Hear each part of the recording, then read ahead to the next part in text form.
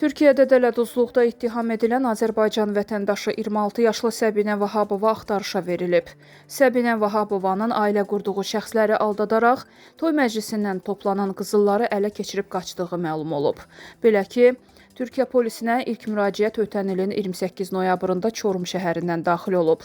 Müraciət edən şəxs Səbinə ilə dini nigaha daxil olduğunu və toy keçirildiyini, həmin mərasimdə qonaqlar və yaxın qohumların onlara 500 min lirə dəyərində qızıl hədiyyə etdiyini deyib. Lakin toydan bir gün sonra Səbinə Vahabova qızılları götürərək qaçıb. Növbəti analoji hadisə isə bu ilin fevralında Kocaeli vilayətinin Gebze şəhərində baş verib. Polisə müraciət edən 39 yaşlı kişi Səbinə ilə tanış olub evləndiyini və dini nigaha daxil olduğunu, lakin qadının 300 minlik qızılları götürüb yoxa çıxdığını bildirib. Səbinə Vahabovanın görüntüləri yayıldıqdan sonra daha bir nəfər Konyadan oxşar şikayətlə müraciət edib.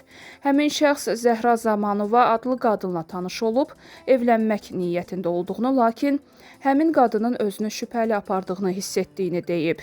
Onun şəkillərini çəkməyə icazə vermədiyindən qadın qısa müddət sonra Konyanı tərk edib və həmin şəxsdən uzaqlaşıb. Bildirilir ki, Səbinə Vahabovanın ad soyadını dəyişdirərək başqa şəxslərə qarşı da oxşar əməllər törətdiyi istisna edilmir.